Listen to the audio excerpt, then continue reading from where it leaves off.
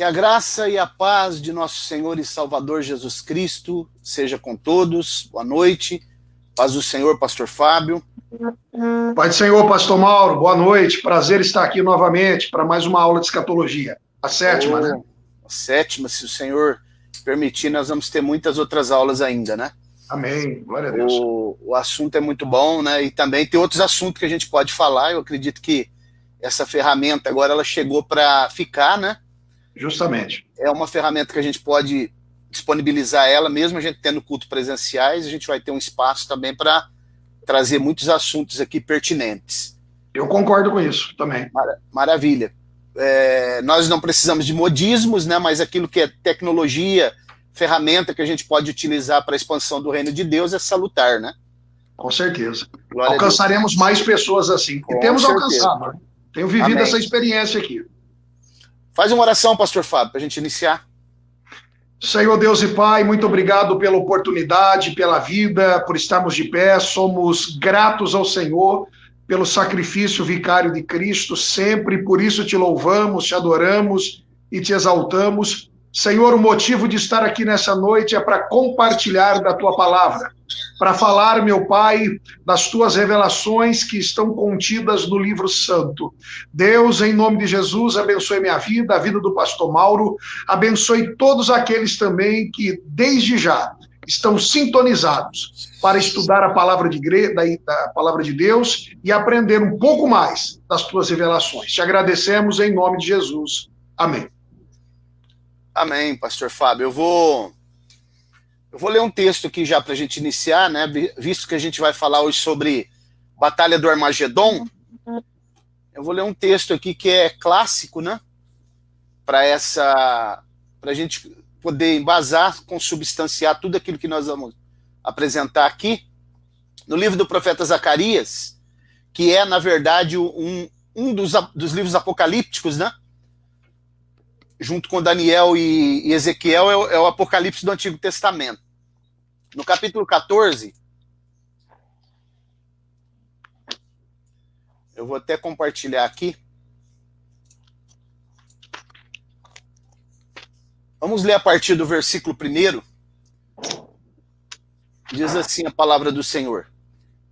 14, né? 14:1 em diante. Eis que vem o dia do Senhor, em que os teus despojos se repartirão no meio de ti. Pois eu ajuntarei todas as nações para a peleja contra Jerusalém, e a cidade será tomada, e as casas serão saqueadas, as mulheres forçadas. Metade da cidade sairá para o cativeiro, mas o resto do povo não será exterminado da cidade. Então o Senhor sairá e pelejará contra essas nações, como quando peleja no dia da batalha. Naquele dia estarão os seus pés sobre o Monte das Oliveiras, que está de frente de Jerusalém para o Oriente. E se o Monte das Oliveiras está fendido pelo meio do Oriente para o Ocidente, e haverá um vale muito grande. Metade do monte se removerá para o norte e outra metade para o sul. Fugireis pelo vale dos meus montes, pois o vale dos montes chegará até Azel. Fugireis assim como fugiste no dia do terremoto, nos dias de Uzia, rei de Judá. Então virá o Senhor, meu Deus, e todos os santos com ele. Acontecerá naquele dia que não haverá calor, nem frio, nem geada. Observe que esse dia, pastor Fábio, ele vai ser um dia singular, né? Verso 7. Porém será o dia conhecido do Senhor. Nem dia nem noite será, mas até na parte da tarde haverá luz. Naquele dia também acontecerá que correrão de Jerusalém águas vivas, metade para o mar oriental e metade delas para o mar ocidental. O versículo 11. Habitarão nela e não haverá mais maldição, mas Jerusalém habitará em segurança. Verso 12. Essa será a praga com que o Senhor ferirá todos os povos que guerrearem contra Jerusalém. Apodrecer-lhe-á a sua carne, estando eles de pé, e lhes apodrecerão os olhos nas suas órbitas, e a língua se lhes apodrecerá na boca. Isso aqui mostra que essa batalha, pastor Fábio, provavelmente ela vai ter uma ogiva química, né, que vai envolver essa batalha. Interessante, bom, verdade. Eu acredito que até aqui tá bom, né? A gente pode dar seguimento aqui agora. Até aqui eu acredito que tá bom. Aqui esse texto é um texto clássico, né? A Batalha do Armagedon, na verdade, ela é uma batalha, é o ápice, né? É o epílogo da grande tribulação, do final da grande tribulação, mas até hoje a gente conversava de dia, pastor Fábio. É interessante a gente pontuar que, na verdade, o termo Armagedon, ele é um termo que ele é muito abrangente. E essa palavra Vale de Meguido, né, que é o Vale de Josafá, justamente onde já aconteceu várias batalhas, né? Inclusive até o próprio Napoleão, né, que é mais recente, quando ele tentou entrar pelo Egito ali, ele passou por ali, né? Eu li sobre isso, verdade. E outras batalhas que a gente poderia falar aqui, né? Enfim, esse vale ele é muito emblemático. E a palavra Armagedon, que na verdade ela traz uma conotação muito abrangente, porque ela fala de uma campanha que ocorre justamente, que a batalha do Armagedon, na verdade, ela é o ápice. Mas na segunda metade da tribulação já começa uma campanha geral do anticristo contra Israel, contra a nação que ele odeia, né? Que vai ser o grande adversário dele. E nós vamos perceber, pastor Fábio, no capítulo 38 de Ezequiel, que muita gente usa só para elencar a batalha de Gog e Magog, mas os primeiros versículos, até o versículo 11 ali do capítulo 38, não está falando de Gog e Magog, está falando da batalha do Armagedon, né? E mais um texto muito interessante também, que tem uma conotação muito, um paralelo muito grande com essa questão, é o capítulo 11 de Daniel, inclusive que eu mostrei na semana passada, sobre os reis do Oriente se convertendo e passando pelo Eufrates, para poder ir em direção, frustrar os desígnios do anticristo. O que você poderia falar já nas suas primeiras considerações, pastor Fábio? Pastor Mauro, eu queria salientar essa questão aí eu achei interessante, né, hoje, recapitulando esse assunto aqui, eu achei um ponto importante a gente falar sobre essa questão da campanha, né, Armagedon. E não somente a questão da batalha, porque na concepção de muitos, na cabeça de muitos, né, a ideia é que só haverá essa batalha realmente que se dará ali no final, né, da grande tribulação. Mas quando nós olhamos aqui Apocalipse capítulo 16, versículo 14, até à tarde eu comentei com o senhor, eu destaco aqui nessa palavra inicial a palavra grega polemos, que ao lê-la, ao entendê-la, ao compreendê-la, a gente entende que está falando de uma campanha, uma guerra, né? E não somente da batalha em si. O interessante é que a maioria das versões bíblicas, ela traz a tradução batalha. Algumas, apenas algumas, uma delas é a tradição, a Bíblia judaica, ela faz questão de salientar guerra, batalha, né? Ela procura trazer a tradução polemos da melhor maneira possível. E isso faz nos entender que essa campanha realmente, ela inicia-se na segunda metade da grande tribulação, justamente quando a aliança é rompida, inicia-se ali a parte da grande tribulação, essa campanha começa a desenrolar, desencadear, né, justamente nessa segunda metade. E, obviamente, né, que ela vai culminar com esse ajuntamento dos exércitos ali no Vale de Josafá, né, que é o Armagedon, né, também conhecido como Vale da Decisão, Joel chama ele de Vale da Decisão, e esse exército se reúne lá, naquele momento, naquele local, naquela região, onde acontece aí sim, literalmente, a batalha final. Mas eu queria destacar isso na palavra inicial, o senhor já deu uma pincelada, só queria, né, fazer o manifesto aí do termo grego polemos, que fala de campanha, e que faz nos entender que começa na metade da grande tribulação, se desenrola por todo esse período, né, e culmina, né, com a batalha decisiva, quando nós acabamos de ler o texto lá, né, quando Jesus volta em glória, né, para a grande vitória, né, contra o anticristo, o falso profeta. O versículo que você citou aí, pastor Fábio, é o capítulo 14. 16 e 14. Eu vou ler, eu vou colocar esse texto aqui. Apocalipse, né? 16 e 14. Eu vou colocar esse texto aqui em grego. Opa, legal. E vou até marcar ele aqui só para a gente dar uma olhada, né? Porque é muito importante, porque ela aparece mesmo a palavra polesmos, né? Que é, na verdade, ela é uma palavra que ela traz uma ideia de campanha. Justamente. É o 16, 14, né? 16 e 14. Exatamente.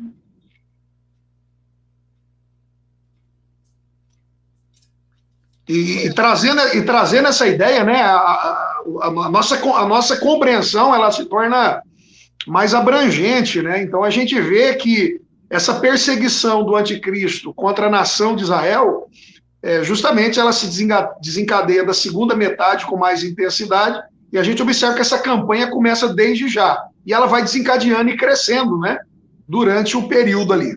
Sim, vai ser toda uma preparação. Aqui pastor Fábio, ó, não sei se dá para ver aí, não sei se está dando para ver aí, mas aqui, ó, eu grifei em azul, e aqui está a palavra aqui, ó, onde eu estou colocando o mouse aqui, ó. Em grego. Polesmos. Aqui é o Novo Testamento grego. Legal, muito bom. Aqui é a palavra, ó, polesmos, né? Que dá ideia de campanha. Muito bom, muito bom. É isso aí. E porque, na verdade, a Batalha do Armagedon, ela é o ápice, né? É o ponto culminante. Perfeito. Pois bem. Então, seguindo, eu quero só ler mais um texto, que ele é muito interessante, esse texto, para a gente ter uma ideia, porque aqui no texto de Zacarias que nós lemos, nós vemos que vai ser um dia singular, pastor Fábio.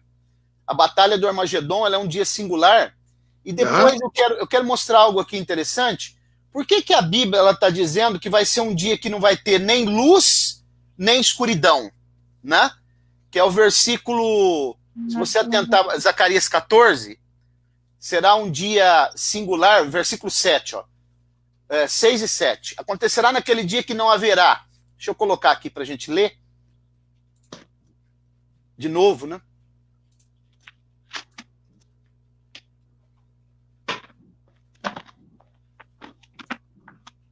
Olha que interessante, ó. Acontecerá naquele dia que não haverá calor nem frio, versículo 7, nem geada. Porém será um dia conhecido do Senhor. Nem dia nem noite será, mas até na parte da tarde haverá luz. Por que ele está dizendo, pastor Fábio, que será um dia, não sei como está na sua tradução aí, que não terá nem frio nem calor e não terá nem dia nem noite? Porque nesse momento, quando a batalha do Armagedon ela foi iniciar, é o momento que Jesus vem com a Nova Jerusalém, ela pousa, fica sobreposta, e a luz da Nova Jerusalém que vai emitir luz. Por isso que o Sol e a Lua, eles se recolhem aqui. Perfeito. A intensidade da Nova Jerusalém, o fulgor é tão grande que vai ofuscar o brilho do Sol e da Lua. Por isso que Jesus fala, o Sol não dará seu brilho e nem a Lua dará sua luz. Porque a Nova Jerusalém, ela é muito... Quando ele fala os poderes do céu serão abalados, é exatamente isso. A palavra céus, lá a palavra urânios, que ela traz uma ideia do material que faz a bomba atômica, né? Perfeito. E aí a Nova Jerusalém, porque a Nova Jerusalém, dentro dela, pastor Fábio, é transparente. Por isso que ele fala mar de vidro, mar de cristal. E a luz que vai ser emitida por ela é uma luz transparente. Mas como assim? Por exemplo, se você pegar um copo, você está com um copo aí? Eu estou com um copo aqui, mas não é transparente, copo azul, né? Mas o copo ele é transparente, né? Aqui é um azul translúcido, transparente. Sim. Muito bem. Mas esse copo aí é só ele que é transparente. Se você colocar ele na direção de um outro objeto, ele não vai emitir a transparência. Mas a Nova Jerusalém faz que todos os objetos que recebam a luz dela fiquem transparente. Olha, bem. É por isso que ele está dizendo que não haverá luz, mas será um dia conhecido do Senhor, né? E não haverá luz, e nem dia e nem noite. Porque quando a Nova Jerusalém ela desce, Jesus vem com ela e a igreja junto, e aí nós vamos entrar naquela questão que é bom até a gente colocar aqui, depois os irmãos podem fazer perguntas, né? Porque a corrente predominante pré-tribulacionista, entende que a igreja vem para participar da batalha do Armagedon. Sim, Entretanto, eu tenho uma visão diferente aí. Assim como o pastor João de Oliveira também tinha, que eu sou da escola do pastor João de Oliveira. O pastor João de Oliveira e eu, como discípulo dele, nós entendemos o seguinte, que a igreja, como esposa, ela já vem casada, porque nesse momento o casamento, a parte cerimonial das bodas já aconteceu. perfeito. E a Nova Jerusalém ela vem descendo até ela pousar ali, exatamente no momento da parousia, que é quando Jesus sai da Nova Jerusalém e coloca os pés sobre o Monte das Oliveiras, para ele vencer. Mas nós entendemos que a esposa não participa de guerra. Ela não vê, porque, mas isso aí é terreno, pastor Mauro. Mas em todo o contexto bíblico, a Bíblia traz ilustrações, metáforas de eventos físicos aqui, terrenos, para ilustrar coisas espirituais. Né? Nós vemos essa didática aí. Quando a gente vai olhar para o livro de Daniel, por exemplo, que tem muitos quiasmos, né? E Ezequiel, que é um paralelo com Apocalipse, a gente percebe muito isso. Então, você vê que Deus, para ilustrar os reinos, lá no Antigo Testamento, em Daniel capítulo 2, ele usou estátua com materiais de ouro, de prata, de bronze. Então, na questão que eu não acredito que a igreja, ela vem, mas ela fica na Nova Jerusalém e os anjos participam com Jesus da batalha. E nesse momento, porque, por exemplo, se nós formos para uma guerra agora, nós vamos levar a nossa esposa, nós somos convocados. Nós não vamos, ela fica em casa. Sim. É uma lógica muito plausível, né? Então, há uma corrente predominante que diz que não, que ela vem participar, mas a noiva não está preparada para isso, porque ela tá vestida. Depois, quando a gente for falar da ceia das bodas, aí nós vamos ver essa questão das vestes da noiva, que é o linho branco fino, que ele tipifica a justiça dos santos. Perfeito. Então, eu quero até que você... Vamos fazer um bate-bola aí agora, você pode até falar sobre isso.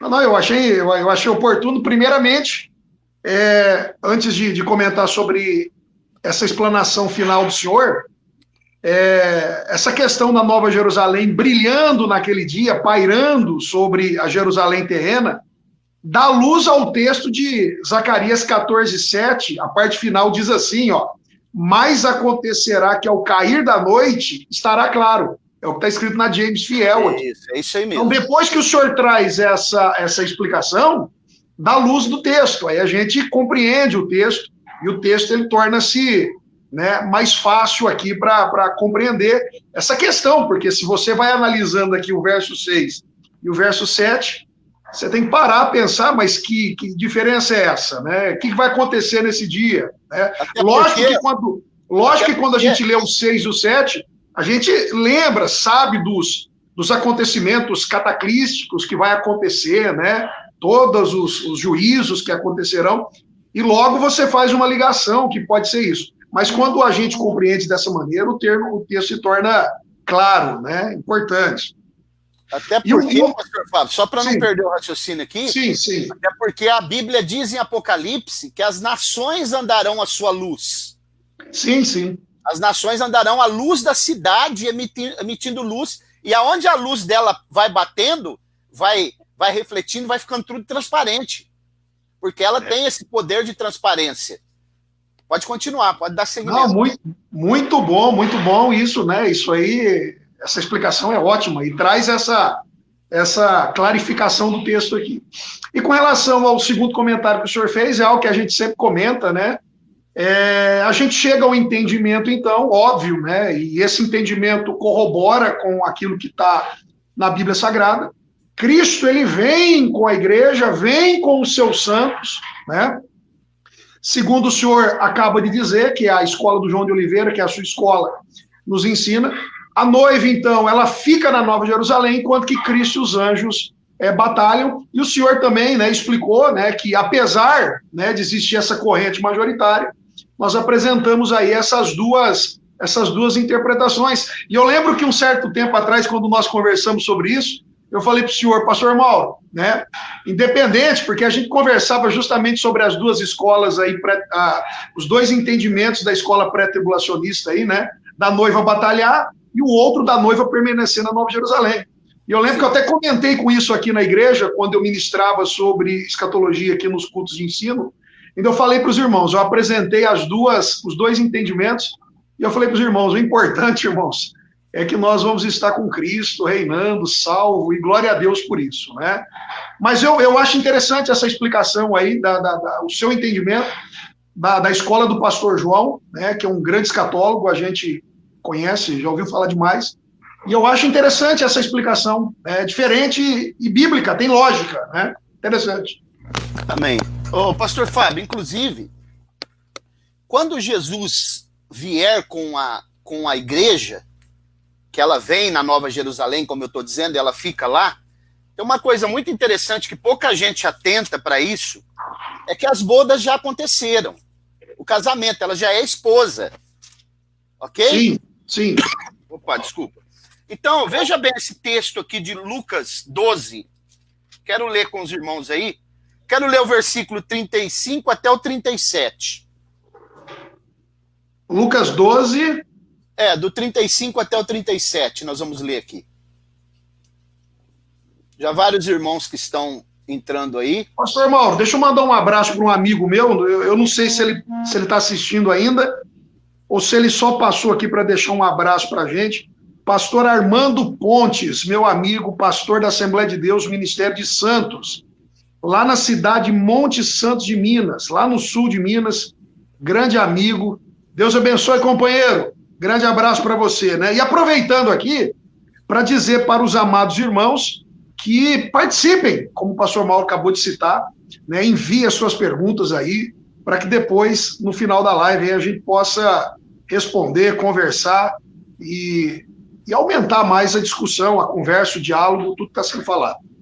Pode continuar, pastor, vamos lá. Muito bem, um abraço ao meu amigo pastor Irami também, lá da cidade de Piracicaba, a irmã Eliene, né, outros irmãos que já estão entrando aí, Marco Silva, Clodoaldo, lá da cidade de Tupã, o Tércio também lá de Tupã, Deus abençoe. Observe esse texto, pastor Fábio, ó, Lucas 12, a partir do versículo 35, diz assim, ó, estejam cingidos os vossos lombos e acesas as vossas candeias. E sede semelhante aos homens que esperam o seu Senhor quando ele voltar das bodas. Olha aí. Para que quando vier e bater, logo possam abrir-lhe. Bem-aventurado aqueles servos quais o Senhor, quando vier, achar vigiando. Em verdade vos digo que se cingirá e os fará reclinar-se à mesa, e chegando os servirá. Isso aqui fica provado, que é o que nós vamos falar depois, quando a gente for falar de milênio, que a ceia das bodas é aqui na terra e não lá no céu, né? Porque interessantíssimo. Aqui ele vem das bodas.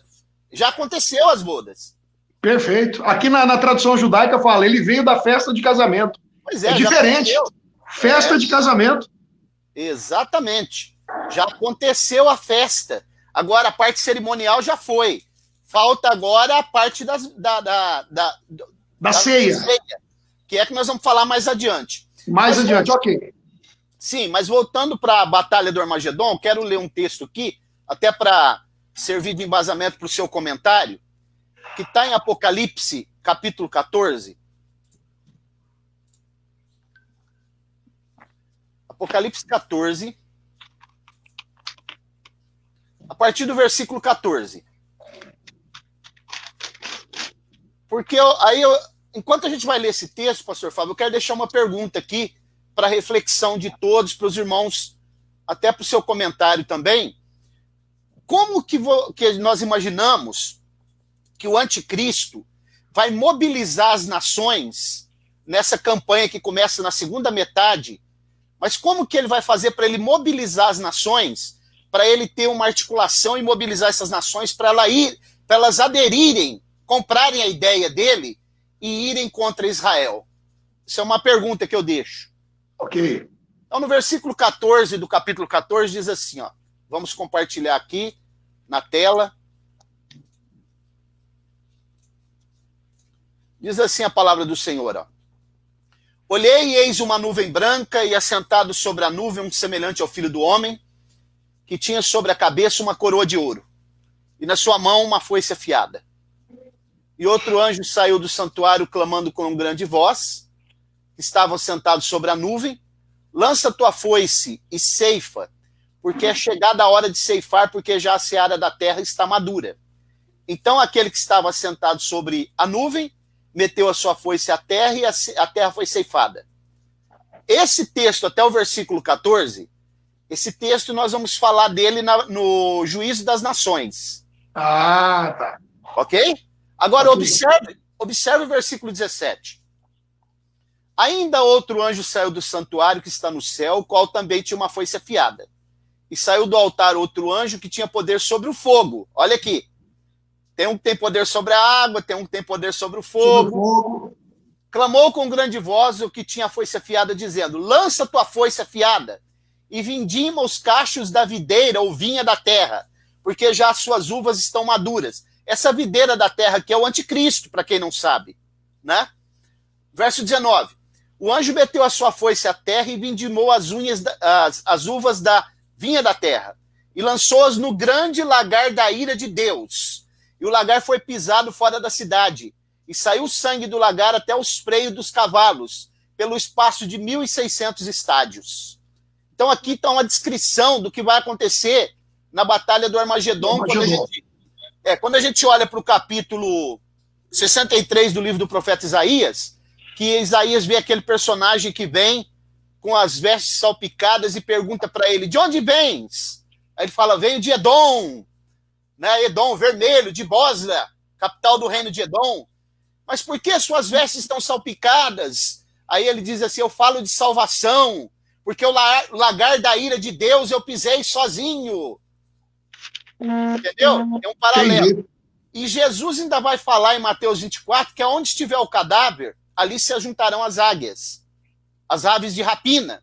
Tamanha a quantidade de mortes que vai existir na Batalha do Armagedon. Então essa vinha da terra aqui é justamente o anticristo. Entendi. Eu quero que você comente aí e já vamos pensar na questão que eu falei, como que o anticristo fará para mobilizar as nações. Para mobilizar e para convencer elas, né? Não, pastor Mauro, a gente percebe aqui que a carnificina ela vai ser grandiosa, né? Vai ser muitas mortes mesmo.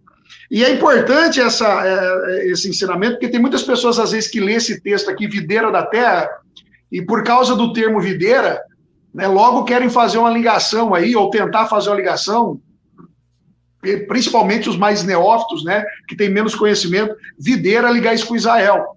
Mas o interessante é que, entendido isso, o texto também, como eu disse, salta aos olhos, né? É o anticristo e os reinos que estão com ele na grande batalha do Armagedon. Então a carnificina vai ser grandiosa, né? É óbvio, né, essa questão também aqui de sangue que vai dar os freios dos cavalos, é importante a gente ressaltar. E isso aqui é uma linguagem figurada, né? Não necessariamente vai haver um mar de sangue. O que o senhor fala sobre isso? É um derramamento de sangue abissal, né? Abissal, mas... E tem um detalhe, por que ele é chamado de videira da terra? Em João 15, Jesus é chamado de videira verdadeira, porque tem a falsa. Entendeu? Em Apocalipse 6, ele é chamado de... Ele vem num cavalo branco. No capítulo 19, Jesus está num cavalo branco, está escrito: seu nome é fiel e verdadeiro, porque tem o falso no capítulo 6. Entendeu? Imitação, justamente. Falso. Então aqui, quando Jesus fala que onde estiver o cadáver, ali se ajuntarão as águias, os abutres, lá em Mateus 24, significa que haverá um tempo de haverá um derramamento de sangue muito grande, e as aves de rapina serão convidadas para comer as carnes. Inclusive haverá um tempo para essa limpeza, né? Um tempo de purificação, porque logo em seguida vai ter o reinado milenial. É lógico que o senhor vai comentar isso depois, mas tem a ver com esse cenário também, né? Com essa situação. Inclusive nós vamos aprender depois, né? Tá no segmento aí, que a grande tribulação, esse período de 7 anos, ela estava programada, pastor Fábio, para durar 75 dias a mais. Entendeu? Mas ela foi abreviada esses 75 dias. Porque senão a Bíblia diz que nenhuma carne se salvaria. Entendi. Tamanha a intensidade da perseguição.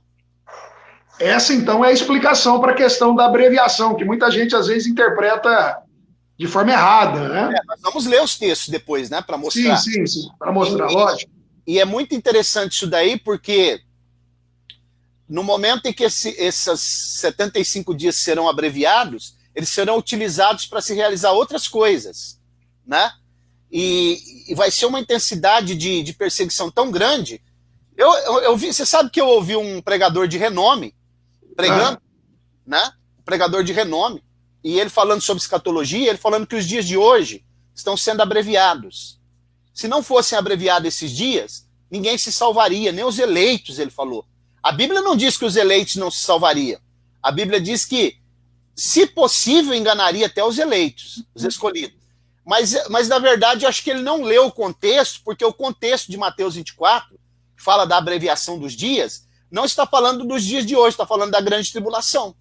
Entendi.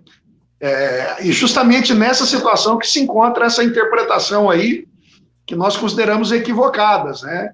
E muitos entendem que abreviação também é a sensação que você tem dos dias estar passando muito mais rápidos e ligeiros, né? Mas essa sensação também tem muito a ver com o estilo de vida que nós temos hoje. É o estilo de vida de hoje. Justamente, que traz essa sensação. Porque uma coisa é o senhor ficar sentado numa montanha, à beira-mar, numa cadeira, com água de coco na mão, você vai ver que o dia é longo. Mas você ficar nessa correria, internet, trabalho, o dia passa que você nem vê. Então a gente não pode confundir essa sensação de rapidez, né, com o texto bíblico, né? Então é importante ressaltar isso. É só fazer um teste, só ficar na cadeia uns dias que você vai ver quando demora para passar. Esse aí é o exemplo mais. Inclusive, eu já vi pessoas falando assim, o dia para mim tinha que ter 30 horas, porque não dá para fazer tudo. Quando você vai para Daniel 12, tá escrito lá assim, tu porém, Daniel, ele quis saber mais, né? Daniel, não vou te falar mais nada, tô parafraseando. Encerra as palavras e sela o livro, porque no tempo do fim, muitos correrão de um lado para o outro, esquadrinharão, e a ciência se multiplicará. Correr de um lado para o outro, esquadrinhar, é ficar arrumando cada vez mais coisa para fazer. Para fazer, justamente. Okay? É se ocupar cada vez mais, justamente. Você vê como que a Bíblia ela é fascinante, pastor Fábio? Ela vai abrindo vertentes e vai trazendo soluções, né? Bom, o que você acha, pastor Fábio? E os irmãos gostariam que alguém comentasse, né, sobre essa questão de como será que o anticristo ele poderia mobilizar para que as nações comprassem a ideia de ir contra Israel. Nós já aprendemos na aula passada que a China, o Japão, aquela região ali do Oriente, vai se mobilizar contra ele e vai estar do lado de Israel, não é? Porque, na verdade, a batalha do Armagedon, quando a gente observa o capítulo 11 de Daniel, o capítulo 38 de Ezequiel, né? Quando a gente for falar de Gog e Magog, lá depois do milênio, vai trazer muita surpresa, porque tem gente que coloca a batalha de Gog e Magog na primeira metade da tribulação. Sim. Daí não resiste ao crivo da Bíblia, dissolve igual geleia. Então, veja bem, na verdade, quando a gente observa, a gente vai ver que vai haver uma invasão nos 4 cantos da terra contra Israel. Norte, sul, leste, oeste. Ele vai mobilizar as nações, vai ter uma resistência, né? Mas como ele pode mobilizar as nações? Como que ele consegue fazer isso? Eu comento ou deixo os irmãos falar? Não, você pode comentar. Ô, pastor Mauro, eu vou tentar responder utilizando Apocalipse capítulo 16 aqui, né? Eu entendo que vai haver uma ação maligna, né? O texto aqui fala sobre 3 espíritos imundos, né? Que sairão da boca da tríade satânica aí, e pelo que está escrito no texto aqui, eles vão operar sinais miraculosos aqui, vão fazer coisas. Então, eu acredito que haverá operação de sinais miraculosos, espíritos que saem da boca. Eu acho que vai haver uma capacidade de persuasão, de convencimento também da parte deles, para regimentar, né, essa quantidade de nações para guerrear contra Israel. Apocalipse 16 e 13, né, fala sobre isso. Aproveita e já lê aí para nós, por favor. Ó, Apocalipse 16:13 diz assim: eu vi 3 espíritos impuros parecidos com sapos. Aqui eu estou lendo na versão judaica. Eles saíram da boca do dragão, da boca da besta e da boca do falso profeta. 14. São espíritos demoníacos que realizam sinais miraculosos e que vão aos reis de todo o mundo, a fim de reuni-los, olha bem, para a guerra, né, ou campanha do grande dia do Senhor. Maravilha. O Danilo até colocou com a paz mundial, que vai ser um sinal também, mas o momento em que ele reúne, que ele arregimenta, né, mobiliza, convence, é exatamente com o poder de persuasão da fala, e nessa fala que terá demônios atuando sob a égide de demônios, eles terão um poder de convencimento através desses 3 espíritos aí. Até essa questão de falar que o espírito sai da boca, né, leva-nos a entender essa capacidade de persuasão, né? É a oratória, né, é eloquência. Isso mesmo. Exatamente. Os irmãos podem ir colocando perguntas aí. Deixa eu aproveitar aqui, pastor Mauro, mandar um abraço aqui pro Marco Aurélio Silva, pro Enio. O Enio, o senhor conhece ele, o Enio Santos está aí conosco. Jabuticabal. Um abraço também para a jovem Andresa Martins, sempre assistindo. Parabéns, minha filha. A gente vê jovens se interessando por escatologia, a gente se alegra, né? Eliane Batista está conosco, meu pai, pastor João Donizete, Irami Melo, irmã Dalgisa e muitos outros irmãos aqui, juntamente conosco aqui. Irmãos, quero pedir para vocês compartilhar a live, nos ajuda aí, vamos alcançar mais e mais pessoas nessa noite de sexta-feira, tá bom? Vamos compartilhar a live aí, vamos alcançar mais pessoas, a ajuda de todos aí é importante. Não esqueça de participar, a aula tá boa hoje, mande aí a sua pergunta, o seu comentário, como o Danilo está fazendo aqui.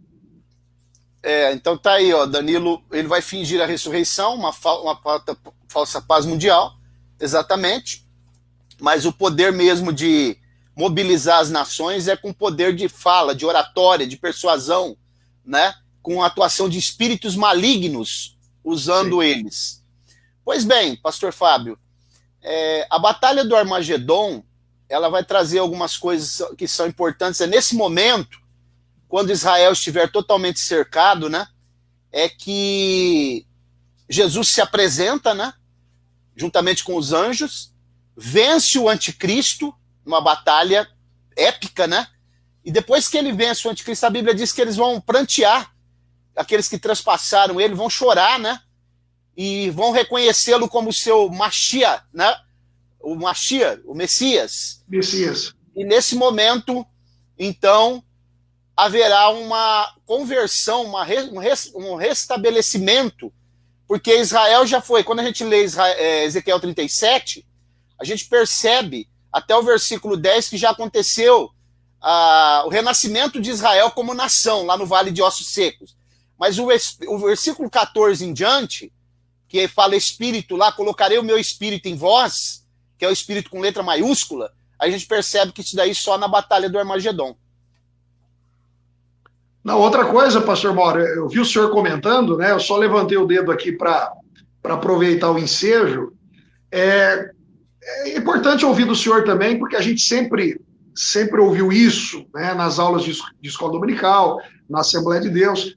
A questão de quando Israel estiver completamente cercada, momento do ápice ali, eles vão clamar pelo Messias naquele momento? Uma pergunta que eu faço para o senhor. Eles clamarão por ele? E é exatamente nesse momento que ele vai aparecer, mostrando as feridas nas mãos, né, como relata o profeta Zacarias, né? Isso. Ele relata sobre isso. Vai haver esse clamor, é a pergunta? Sim, provavelmente sim. A gente não pode bater o martelo, mas dá um subentender que sim, né? Sim. Nós podemos inferir que sim, né? Porque o texto, ele nos traz essa possibilidade de inferência. Porque, na verdade, eles ainda estão esperando o Messias até hoje, né? Se você falar que é Jesus, quando as pessoas lêem o Talmud e vê o que eles falam de Jesus, é um absurdo. Mas nesse momento eles vão entender que porque tem um véu, né? Paulo diz que tem um véu no entendimento para eles não poderem entender, mas eles entenderão, prantearão, a Bíblia diz que eles prantearão, né? lá em Apocalipse capítulo 1, diz que eles vão prantear, porque é o momento que ele vem visível, e nesse momento ele livra Israel, né, o remanescente de Israel, do anticristo.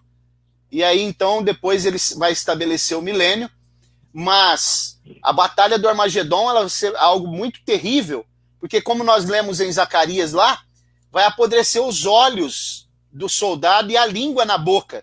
Provavelmente uma ogiva química vai ser disseminada, né?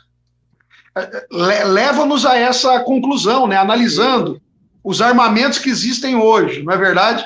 E quem não teve a oportunidade de ver ainda, quem não teve a oportunidade, pastor Mauro, de ver fotos na internet de pessoas que foram atingidas, né, por bombas químicas, a expressão é justamente essa: olhos deformados, totalmente desconfigurados, língua também, boca. Então, leva-nos a entender isso, né, pastor Mauro? Exatamente.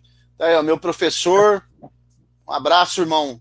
Ô Marco, Deus te abençoe, rapaz, que isso. Lá de Alterosa, tive o prazer de estar lá com esses... Até comentei com o pastor Mauro sobre a escola lá de Alterosa, escola do IBAD, classe do IBAD lá. Pastor Saulo Amorim, um grande abraço, e todos os irmãos de Alterosa, meu sincero carinho por vocês. Um abraço. Pastor Fábio, só para a gente ratificar e já partir para a questão da juízo das nações, as pessoas não têm ideia do que a Bíblia descreve sobre a Nova Jerusalém, quando ele desce, né? Porque muita gente pensa que Jesus arrebata a igreja e aí volta lá para o céu, entendeu? Mas ele fica na Nova Jerusalém. Porque as pessoas não entendem que a Nova Jerusalém, ela faz parte do complexo do céu. Entendeu? A Nova Jerusalém, ela é o céu, propriamente dito, porque ela faz parte do complexo. Hoje, a Nova Jerusalém, ela está lá ela está posicionada sobre o Monte Sião, que é onde fica na região norte, onde está o trono de Deus, que a Bíblia narra que ela tem palácios de marfim, esplendoroso. Então, quando ela começar a descer e que ela chegar, e a luz que ela vai emitir, ela é tão forte, Jesus vai falar isso em Mateus 24, que o sol não dará o seu brilho, e a lua não dará a sua luz, porque ela é tão intensa que ela ofusca o brilho do sol e da lua. E nesse momento ela começa a emitir luz aqui, como eu estou dizendo, é quando Jesus se apresenta, né?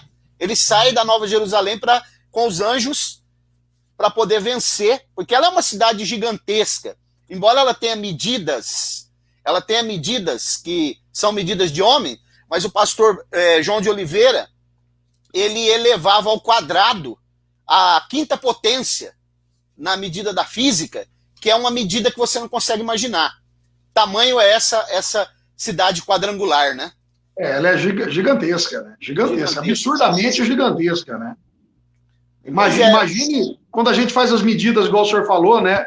De forma elevada ao cubo, altura, largura, profundidade, é algo absurdo, né? Imagina uma cidade desse tamanho. Se a gente se assombra quando a gente vai pela Anhanguera e quando vê a Marginal Tietê e o tamanho da cidade de São Paulo, a gente se assusta, imagina as medidas e as dimensões da Nova Jerusalém, né, em largura, comprimento e profundidade. Elevada à quinta potência. Que isso. Eu acredito, então, pastor Fábio, que dentro da síntese que nós já passamos aqui sobre a Batalha do Armagedon, ele vai ser no Vale de Meguido, né? Lá, Vale de Josafá, Vale de Meguido, que é um grande vale que, na verdade, vai acampar os exércitos do mundo todo. Na verdade, o Vale de Josafá de Meguido é onde acontece o ponto culminante. Mas em todo aquele vale ali, em toda aquela região, vai se acampar, que eu até falei que Napoleão passou ali com os seus exércitos. Teve vários. Aproveitando que o senhor falou de Napoleão aí, que é mais recente, né? Só para termo de curiosidade, para quem está nos assistindo, eu anotei rapidamente aqui algumas coisas que a Bíblia narra e que aconteceram no Vale do Megido, ali no Armagedon. A vitória de Gideão e dos 300 foram ali, quando eles derrotaram os midianitas. Sim. O rei Saul, quando foi abatido pelos filisteus, foi ali. Acasias, quando morreu pelas mãos, pelas setas de Jeú, foi ali. Quando o faraó Neco desbaratou Josias, foi ali. Então, observe que o palco é um palco de batalhas, né? É um palco de batalhas, e a grande batalha, a batalha épica, se dará também naquele lugar que está ali aos pés do Monte Carmelo, pastor. Né? Aos pés do Monte Carmelo. A gente que fala muito do Carmelo, né, está ali, ó, nos pés do Carmelo. Né? Apenas para termo aí de curiosidade, pessoal que gosta aí da curiosidade, Israel, como o senhor já disse esses dias atrás, é um estado muito pequeno, menor que, o senhor comentou, menor que o Sergipe, né? Menor que Sergipe. Então, do litoral ao Megido é 25 quilômetros, é perto demais, é muito perto.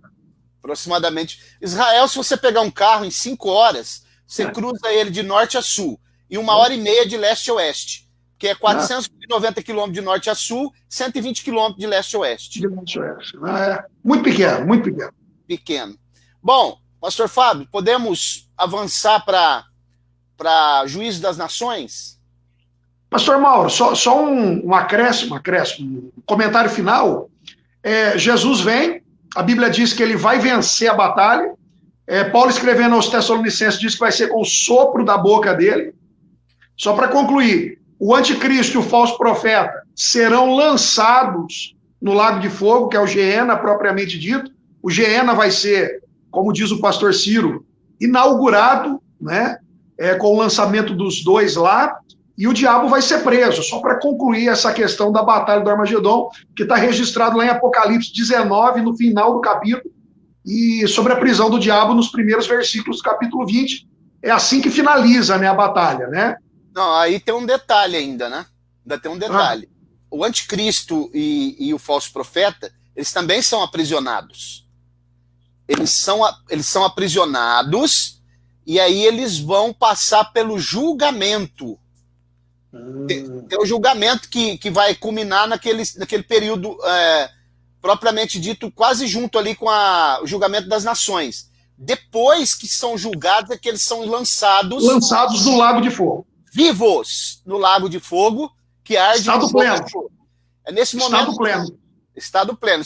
É nesse momento que, segundo Isaías 30, vou até ler esse texto, nesse momento Deus, sabe aquela pira das Olimpíadas? Sim. Que eles acendem, né? Quando vai começar a Olimpíada. Nesse momento Deus sopra no Geena, que é o lago de fogo, e ele se acende, porque ele está apagado agora. Tem gente pregando por aí que já tem gente lá, viu? Mas é mentira. A Bíblia não ratifica isso. Justamente. Vamos lá para o capítulo 30 do livro do profeta Isaías.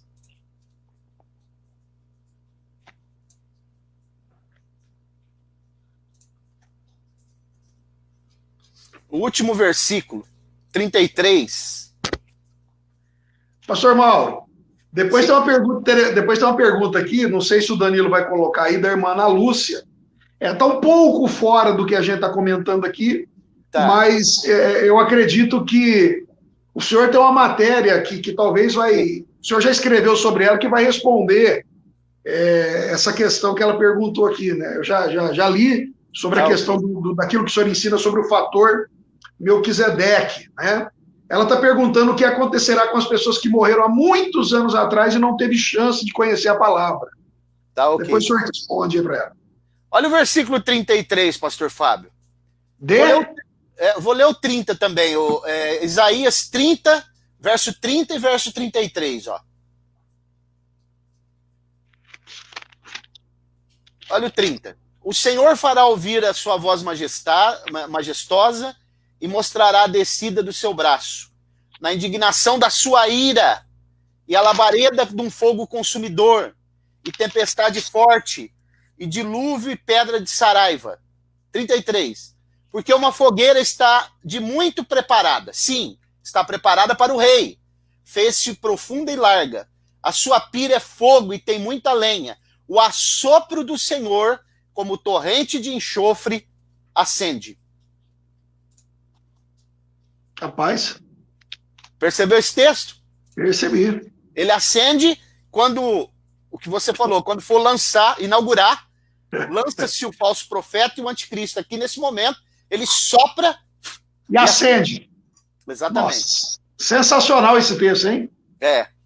Muito Agora, bom mesmo, muito bom, né? Ele está apagado, né? Agora, aqui, vamos colocar aqui.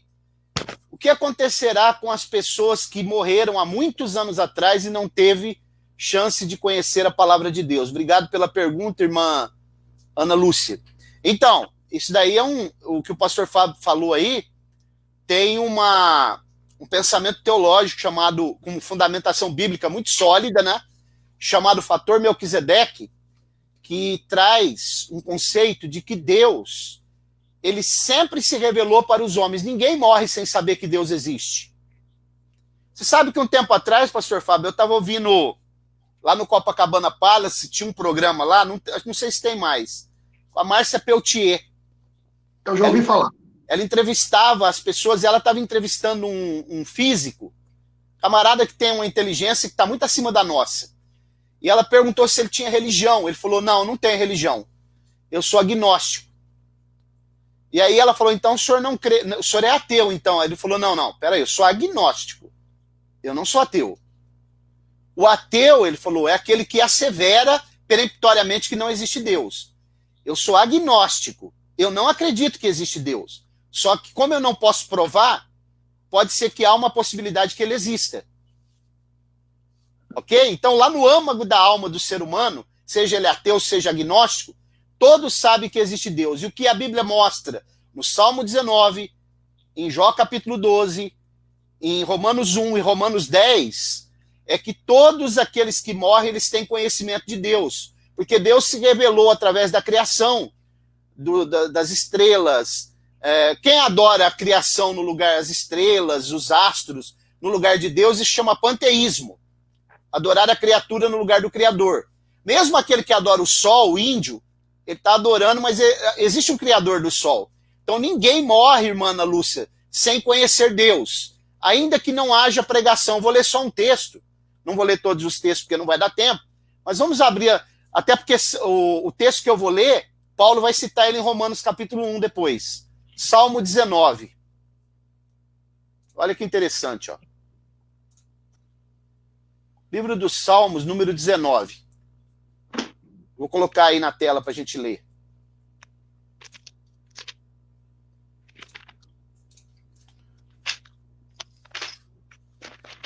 Os céus proclamam a glória de Deus, e o firmamento anuncia as obras das suas mãos. Um dia faz declaração outro dia, uma noite revela conhecimento a outra noite. Não há fala, nem palavras. Não se lhes ouve a sua voz. Quer dizer, não tem pregação. Não tem pregação. Não tem palavras. Por toda a terra se estende a sua linha, e as suas palavras até os confins do mundo. Neles pôs uma tenda para o sol. Então olha o que a Bíblia está dizendo, que a natureza, a criação, o firmamento, uma noite faz declaração, outra noite, a própria natureza, ela revela que há um Deus. Para que ninguém... Aí Paulo vai dizer o seguinte, para que eles fiquem indesculpáveis. Mais um texto, só para a gente... Esse texto aqui também vai trazer muita luz, né? Jó capítulo 12. E eis aí um assunto, né, pastor? Uma live para futuramente fazer, fator Melquisedeque, né? Interessante. Exatamente. Olha que interessante esse texto de Jó, pastor Fábio, capítulo 12. Olha o verso 7. Pergunta... Vou pôr aí na tela. Ah, tá. Põe aí. Ó. Pergunta agora às alimárias. São os animais, né? E elas te ensinarão, e as aves do céu, e elas te farão saber. Fala com a terra, ela te ensinará. Até os peixes do mar te contarão. Qual dentre todas essas coisas não sabe que a mão do Senhor fez isso?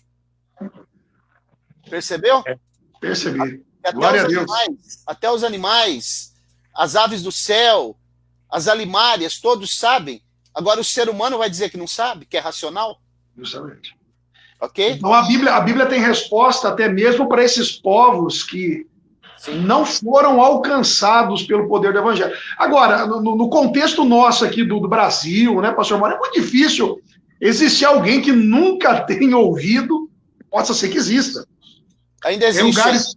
Em lugares afastados, no meio da floresta amazônica, mas assim, em lugares já estão civilizados aqui, né? Nossas regiões, aqui é muito difícil isso, né? Com tecnologia, com televisão, é muito difícil, né? Na janela 1040, por exemplo, que são os lugares menos alcançados, morre milhares de pessoas todos os dias sem ouvir falar de Jesus. Jesus, justamente. Conhece sobre a Coca-Cola, mas Jesus não. Então essas pessoas... E aqui no Brasil tem lugares muito remotos ainda, muito remotos, pessoas que não têm acesso nem à TV, nem à internet, que ainda não chegou, né? Eu vi esse de um missionário falando sobre isso, sem energia elétrica. Vivem como se fosse do século passado, não tem conhecimento absolutamente de nada, né? Em ilhas, no meio da floresta, bastante afastados. É interessante. Bom, eu acredito que sobre a Batalha do Armagedon, em síntese, eu acredito que já ficou explicado. Terminando esse período, agora eu quero explicar sobre a abreviação dos dias. Porque a grande tribulação, ela deveria durar mais 75 dias, que é o que está profetizado em Daniel, né? Entretanto, por causa da grande perseguição, Deus, então, ele vai abreviar esses dias em 75 dias, e nesse período de 75 dias, que é o intervalo entre a Batalha do Armagedon e o milênio, nesse período acontece o julgamento do anticristo e do falso profeta, o julgamento das nações gentílicas, o julgamento do remanescente de Israel que vem da tribulação, e depois ele estabelece o milênio, que vai acontecer também uma purificação da terra, né? Com aquela questão das taças, tudo no final ali, e aí sim a Batalha do Armagedon e a implantação do milênio. Então vamos lá. Vamos para o capítulo 12 do livro do profeta Daniel. 12, 11. Por aí. Os irmãos anotem esses números que nós vamos ler aqui, porque é interessante, né? Muito interessante. Lembrando que depois também a gente vai falar, né? Que no final da grande tribulação acontece uma ressurreição, que é primeira ressurreição ainda, uma etapa de primeira ressurreição, para as pessoas que vão entrar para o milênio, que são aqueles que morreram na grande tribulação e os patriarcas do Antigo Testamento. Então vamos lá. Versículo 11. E desde o tempo em que o holocausto, o sacrifício contínuo for tirado, estabelecida a abominação desoladora, haverá 1290 dias. Então, mas aqui já tem um segredo, ó. 3 anos e meio é 1260. 60, justamente. Porque aqui ele está falando do momento que o anticristo interrompe a aliança com Israel, linkado com o capítulo 9, versículo 27. A metade da semana. Aí ele vai dizer, haverá 1290 dias. Quer dizer, está profetizado isso daqui. Entendi. Mas acontece que depois Jesus vai explicar por que vai ser abreviado.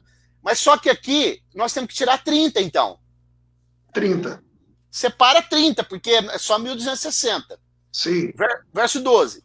Bem-aventurado é o que espera e chega a 1335 dias, que é justamente o período que as pessoas entrariam para o milênio. Bem-aventurado é aquele que conseguir chegar para entrar para o milênio. Né? 13. Tu, porém, vai até o fim, pois descansarás, aqui é morrer, descansar e morrer, e estarás no fim dos dias, te levantarás para receber a tua herança. Agora, que é a ressurreição, né? No fim dos dias, o quê? Que dias? No final dos dias aqui, que ele está se referindo, os 1335. Quer dizer que os patriarcas ressuscitam aqui mesmo, né? Sim. Olha que outros textos aí. É a Bíblia. Interessante. Vamos lá. Agora, muito bem. Agora nós não entendemos isso daqui. Mas Jesus vai explicar. Vamos para Mateus capítulo 24. Que Jesus, às vezes, ele complica, mas depois ele explica, né? Olha que coisa. A palavra de Deus é fabulosa, né? Vamos lá. Bom, vamos lá. E é muito simples saber que Jesus está falando que os dias vão ser abreviados não é agora, porque olha o versículo 29, ó.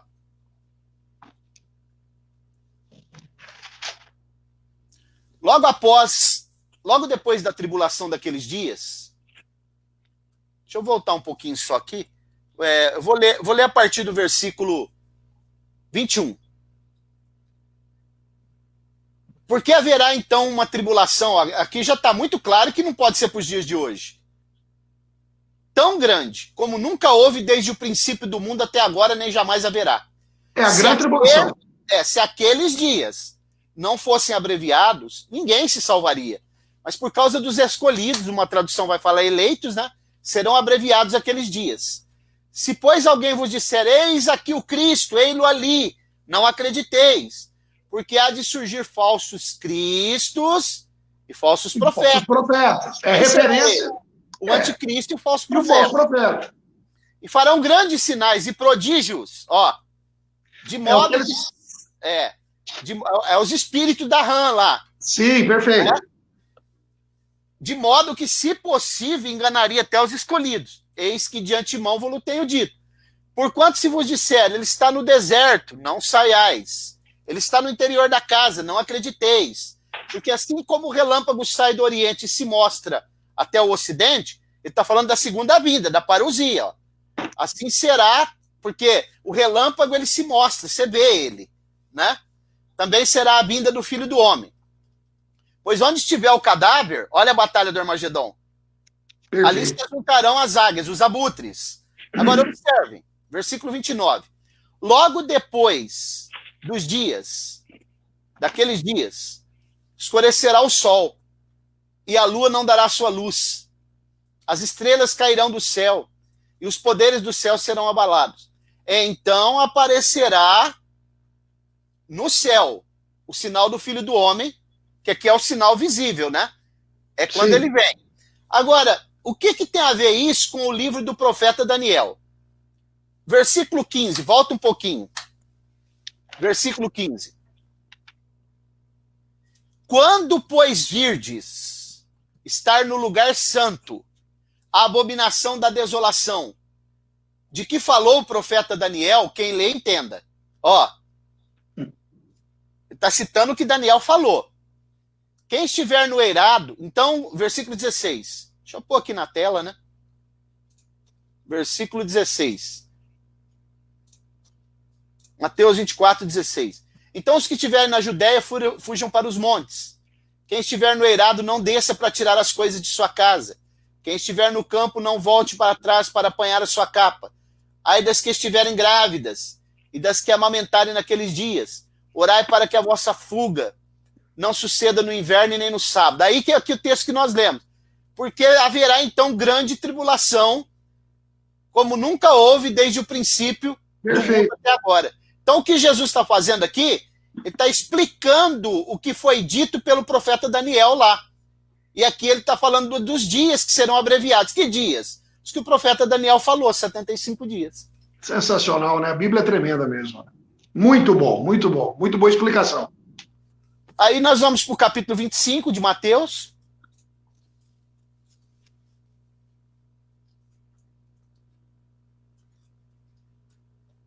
A partir do versículo 31, que aqui começa a se utilizar o período dos 75 dias. Ok, Mateus 25, tá? Versículo 31. Vou colocar aqui também para a gente ler.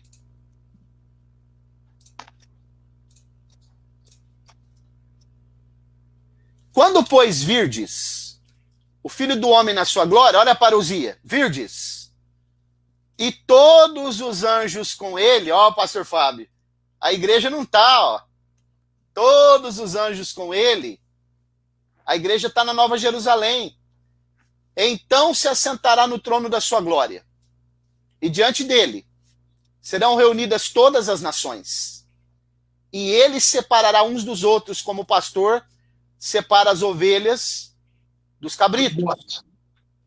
E porá as ovelhas à sua direita, mas os cabritos à esquerda.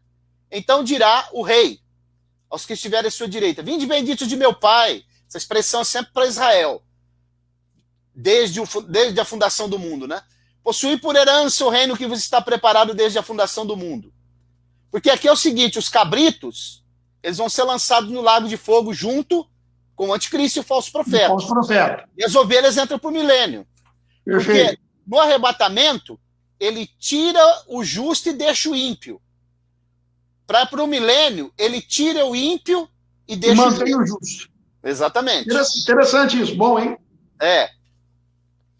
Aí ele vai falar por quê, né? Tive fome, me deste de comer, tive sede.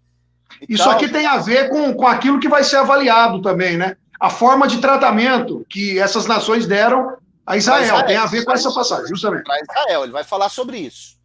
Aí ele vai falar, estava com fome, me deste de comer, tchau, tchau. Todas essas coisas aí, né? Aí no versículo 44, eles vão dizer assim, Senhor, quando te vimos com fome, com sede ou forasteiro? Aí é o versículo 45. Ao que lhe responderá, em verdade vos digo, sempre que deixaste de fazer a um desses mais pequeninos, deixaste de fazer a mim. E tem uma tradução que ainda fala pequeninos irmãos, porque ele está falando de Israel. Né? Uhum. Então aqui é o juízo das nações. Aqui ele vai julgar as nações gentílicas, o remanescente de Israel que vem da grande tribulação, o anticristo e o falso profeta. Isso aqui também é vaticinado lá em Joel, capítulo 2. Perfeito, muito bom. Ok?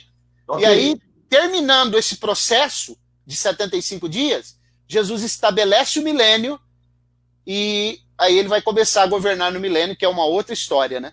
Não sei se tem perguntas aí, nós estamos com mais de 1 hora já de live, pastor. Passou que nem viu. Pastor, só para fechar, uma vez nós conversamos, né? 1260, 1290, 1335. Faz a conta aí. De 1260 a 1335 dão 75 dias. De 60 a 90, esses 30 primeiros dias seria o período dos julgamentos. Isso. E os últimos 45, que seria aquela questão lá do preparo da terra, da limpeza da terra. Purificação da terra. É isso mesmo. Porque o número 4 na Bíblia, ele tá, o 4 e o 40, ele está relacionado com questões de purificação, né? Ótimo. Muito bom, e a hora passou que a gente nem viu aí, né? Eu não sei se tem pergunta, vamos dar uma olhada aí. Mas parece que não tem, não. O pessoal aqui só está aqui no glória a Deus e no aleluia aqui, pastor Mauro. Entenderam bem, então? Não tem nem pergunta hoje? Maravilha. Dá mais um minutinho para o pessoal aí, enquanto faz as considerações finais. A aula foi muito boa, passou rápido. Rápido.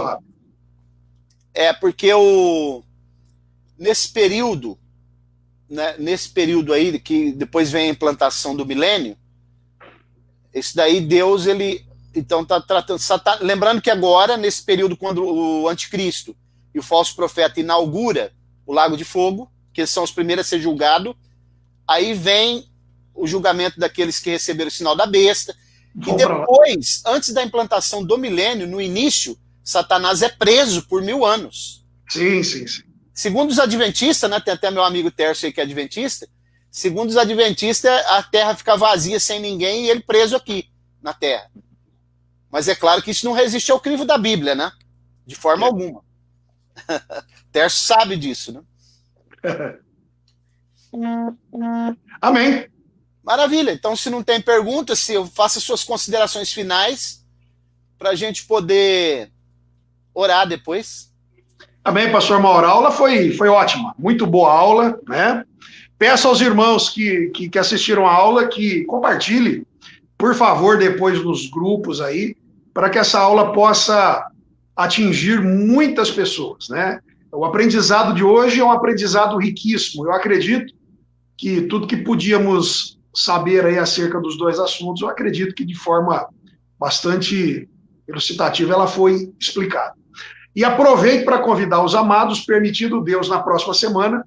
O tema é ótimo, milênio, né, pastor Mauro? Nós já vamos destacar que nós vamos falar muita coisa sobre o milênio, né? Então eu quero agradecer desde já. Um abraço, meu amigo. Vamos lá. Abraço, pastor Edinaldo, pastor presidente da Assembleia de Deus, Ministério Sem Fronteiras, lá em Linhares. E abraço, meu amigo. Deixar aqui uma sugestão, pastor Fábio, que é um prazer, né, pastor Edinaldo aí, que as pessoas podem, quando a gente estiver terminando essa série de aulas sobre escatologia, as pessoas já podem sugerir temas, como a irmã falou ali, né? Para a gente poder tratar aqui, como essa questão do fator Melquisedeque e outros temas que são relevantes, né, e sugestivos, para a gente poder falar aqui, né? Abordar, justamente, né? Tem muita coisa boa aí para a gente falar no campo da soterologia também, tem muita coisa, coisa legal, muita coisa... Predestinação, eleição, todas essas coisas, né? Sim. Muita coisa legal, né? A irmã Roberta está falando que foi uma benção a aula, Deus abençoe a minha esposa, né? E vamos orar, pastor Fábio, então? Posso orar aqui? Pode orar, meu amigo. Soberano eterno Deus, quero te louvar e te agradecer por esse momento que o Senhor tem preparado na noite desse dia, pela oportunidade ímpar de poder falar sobre a tua palavra, esclarecer, Senhor, aquilo que o Senhor tem preparado como porvir, né, para desfecho da história da humanidade. Que o Senhor continue nos fortalecendo, nos guardando e nos dando direção. Meu Deus. Dá-nos uma noite tranquila, continua abençoando o pastor Fábio, a sua família, a igreja sob os cuidados dele e todos os irmãos que participaram aqui, que o Senhor continue sustentando, nos guardando e nos livrando de todo mal. Meu Deus. Conosco e que cada vez mais nós possamos estar interessados em aprender a tua palavra. Para a honra e para a glória do teu nome, no nome de Jesus, nós oramos e agradecemos. Amém. Amém. Deus abençoe, meu nobre. Vou ficando por aqui. Um abraço. Fique na paz do Senhor e numa próxima oportunidade, se o Senhor permitir. Fica com Deus. Deus abençoe. Boa aula. Abraço.